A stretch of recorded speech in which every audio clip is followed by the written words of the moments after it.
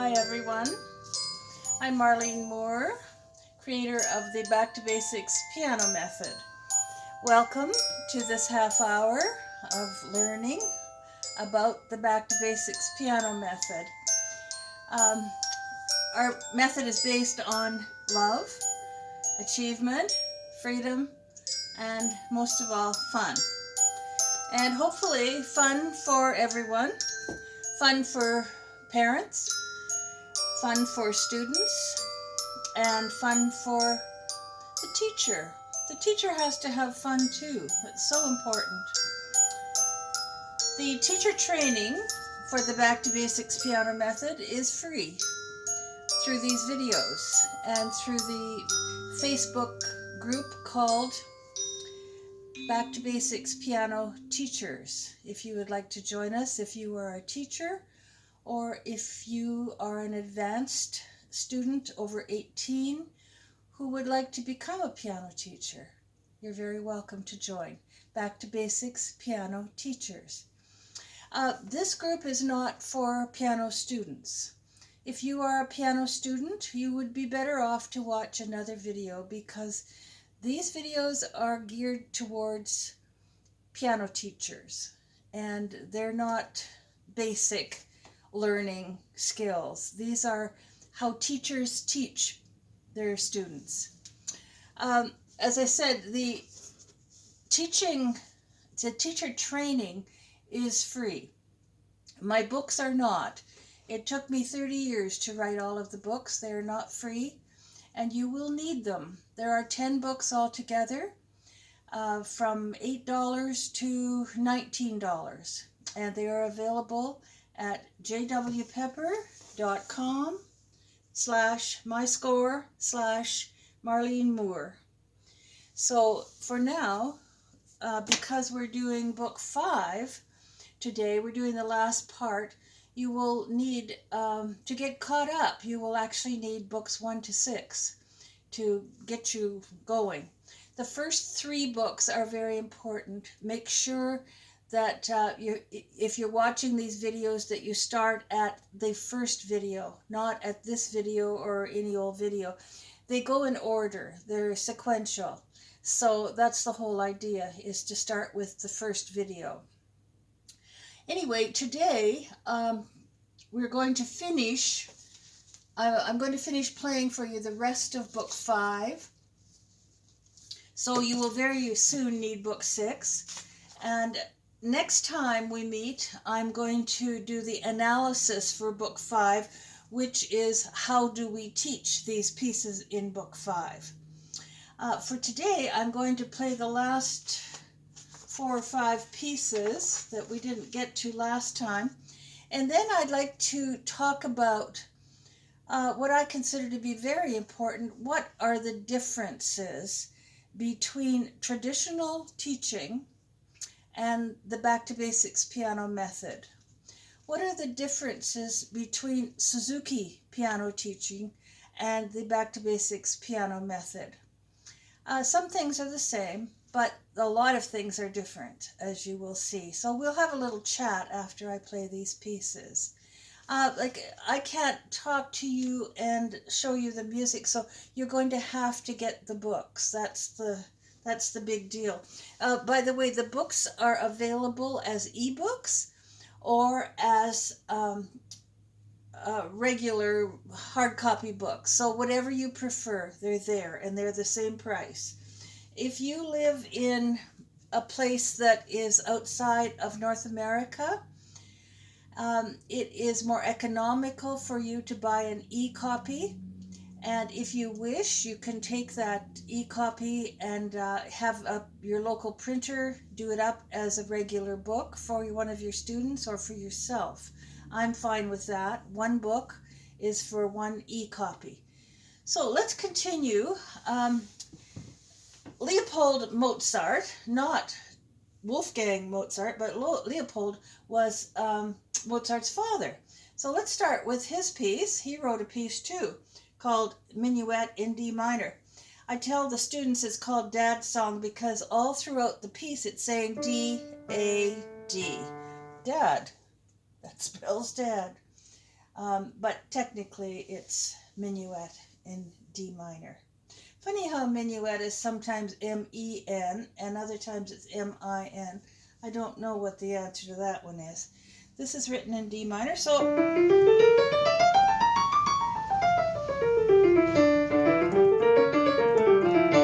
we need to tune up the ears with D minor. That's very, very important. Oh, I'm on the wrong piece.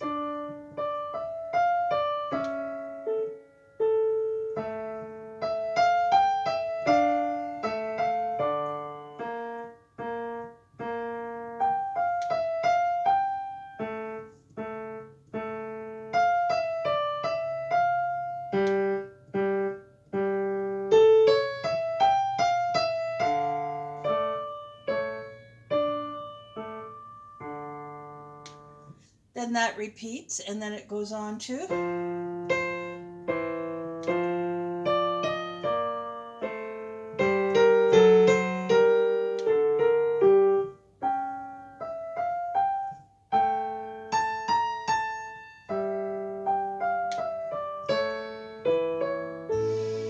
And I've got the wrong button turned on here. Then it goes back to the beginning.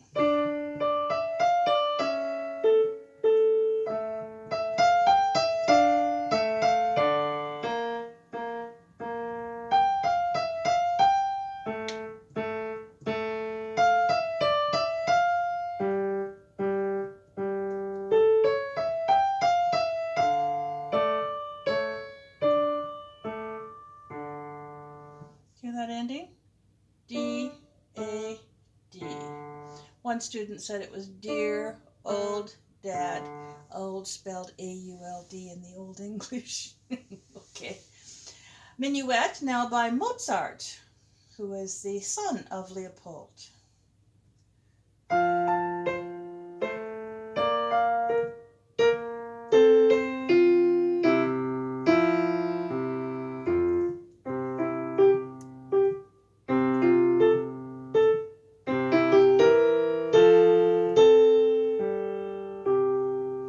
And that repeats, and then we go to.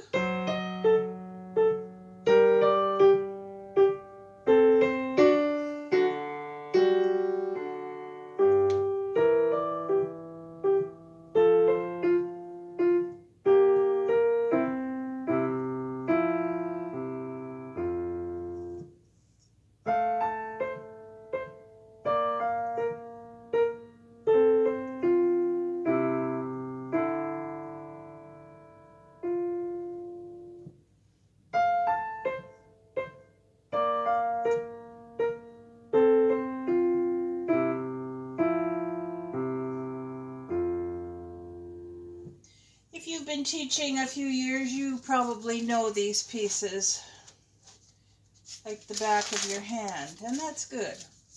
You may be wondering now, why did I put Tchaikovsky's song here with only the right hand? Well, I'll tell you why. I got so sick of hearing mistakes, that I decided I would put the right hand in Book 5 and the two hands in Book 6. I hope that's okay with you. It seems to work. G minor scale.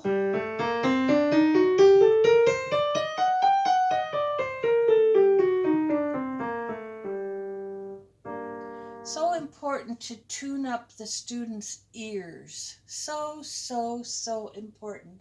They need to hear G minor. They need to hear G minor triads. That's when I used to have them do their technique before they play the song. That's when we need to know how to do scales, chords, arpeggios, dominant and diminished sevenths, and the dominant and diminished sevenths, arpeggios, and everything in between. I know I preach on this a lot, don't I? I really do. Anyway, I do. So it's right hand only, Tchaikovsky's song.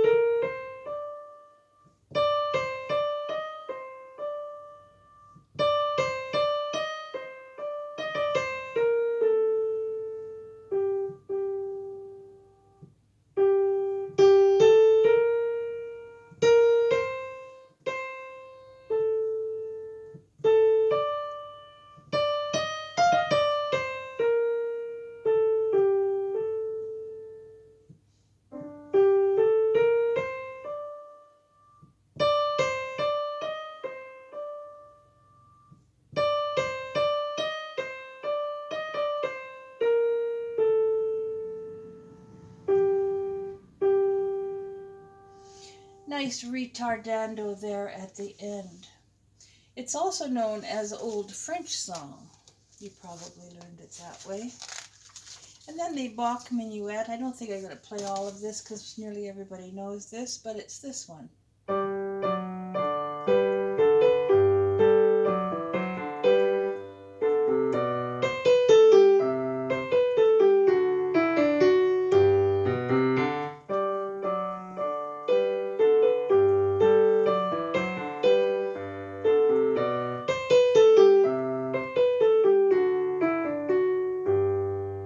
And so on. You probably all know that one. It's a beautiful piece by Bach.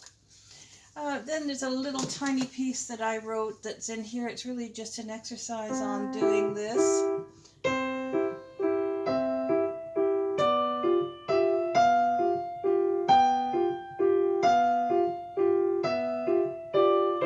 And then it repeats. And the final piece in Book 5 is called Partners. This is now available as sheet music, by the way. I hope that you're looking at the sheet music on the site, and I hope you have this book by now. It's called Recital Pieces for Piano. This is Book 2, but there's also Book 1, and there's wonderful recital pieces for the children in here. Partners, the one I'm going to play, is in Book 1. Recital Pieces, Book 1. However, it's now available as sheet music because many teachers asked, could this be sheet music? So now it is. Anyway, it's way up here.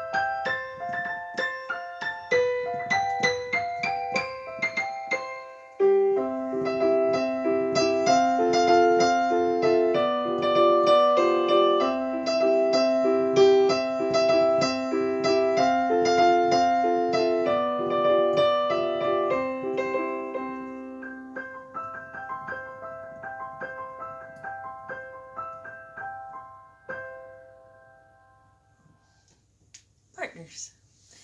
On the sheet music, I drew little birds as partners. The mummy and the daddy bird partners. We have so many partners in life, don't we? Children and parents and partners all over the place. Well, these are little birds, and they are partners for life. And also, it's a good thing for children to see these interconnections here. Now, I want to talk about this book in a little while, but first of all, I'm wondering how far you are doing now, how you were doing, and how far you've gotten with your Back to Basics books. We are at Book 5, almost finished Book 5. We'll be doing Book 6 next time. And I'm wondering how many students you have, how they are doing, and it would be lovely if you could post some of your students playing the pieces, the Back to Basics pieces, on our Facebook group, Back to Basics Piano Teachers. That would be wonderful for the other teachers to see this and to learn. And that's why we're here, isn't it? I believe that the purpose in life is to learn and to be able to share the things that we've learned with other people. You don't have to be a formal teacher to do that, but I do believe that. That's why we're here. That's why we're interconnected, to learn and to share the things that we've learned with other people. Do you agree? I hope so. Anyway, let's talk about how is the Back to Basics piano method different from traditional teaching?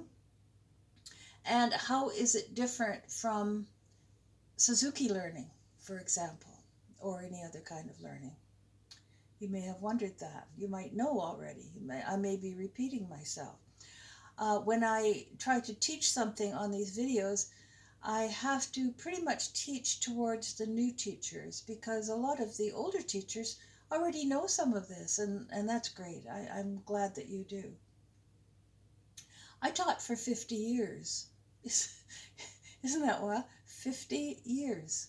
50 long years. And what I learned during that time, I was a traditional piano teacher, where we point to the notes and the child learns the notes, and then we go on to the next piece. And I did that for about 10 years, and I was so frustrated. I was frustrated because they had such a lack of ear training. They could not memorize easily. They learned their notes. They learned how to be pretty good sight readers. But when it came to memorizing pieces or being able to sing la, repeat something, it was gone. It wasn't there. They tell us that the right side of the brain is for ear training and creativity and all of that sort of thing. The left part of the brain is for sight reading. Well, I believe it. Maybe this is all hooey, I don't know. But I believe that because I've seen it so many, many, many, many times. So how is the Back to Basics piano method different? Well, we don't do just sight reading. We do lots and lots and lots of ear training. And that is done through rote pieces, right from the beginning. Right till we get to ear training, ear training, ear training. And this is so good for the students because they learn to memorize, they learn to appreciate, they learn how to feel the music, put the expression in. So they have a blast. They enjoy that.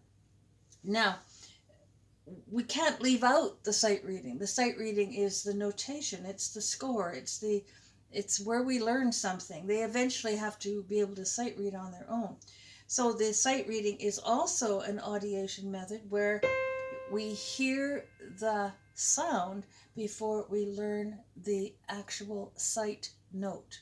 And if we apply that, it's always from here to here. Gradually, more and more, they learn how to do this, but they get the great big notes that they have here. They learn to translate them very, very quickly. Hey, that's where peanut butter started, isn't it? So that's two ways that it's different. How else is it different? How is it different from traditional teaching as far as performing goes? Well, you know what? Most of us didn't have any training for performing. I certainly didn't. And I was a concert pianist. I had no training. You just got up there and you did it. If you weren't good enough, you didn't do it. Period. Well, now that's all changed. And that is one way that Suzuki teaching has helped me so much. I was a Suzuki piano teacher for about 25 years too. And what I learned most from Suzuki learning was that there is a very close association between the parent, the teacher, and the student. Child, parent, teacher. And I liked that. And I also liked that they performed a lot. That was great. And this was perfected mostly in their violin method, right? And then that was transcribed to the piano method. What I didn't like was that they postponed the sight reading for several years so that the student didn't learn any kind of sight reading at all, period. And I was frustrated by that. And I thought, well, I was frustrated teaching in traditional way. I was frustrated teaching Suzuki students because they rebelled when it got to the sight reading part when they were a little bit older. So what to do? Well, I started to do a kind of hybrid course of my own with the students. And I started writing things out, and 30 years later, it ended up as a complete teaching method that I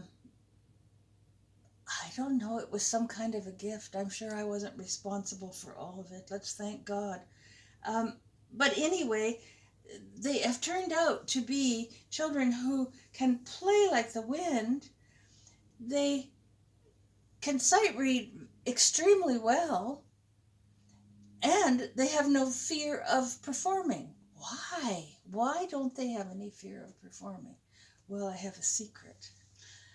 What I did, and I had to learn this, was I thought I really am tired of children shaking through recitals, and I know what that felt like because I wrote this book. It's called Performing Without Fear. It tells you all about my life and how I shook through recitals, but it also tells you all about the Back to Basics piano method and how I developed that from students who had this kind of performance anxiety known as stage fright. And and it was all a huge illumination to me to find out that it was so connected. With private piano lessons, most children don't get the chance to perform. Once in a while, we shove them out on the stage twice a year and expect them to play. That's so cruel. That is so cruel. I did it too. We were all cruel. But I decided to use my noggin, and I had them come every Saturday once a month, one Saturday a month in the afternoon for a performance class. And they came and they did nothing. We did nothing but perform. And I called it piano parties or group class piano parties.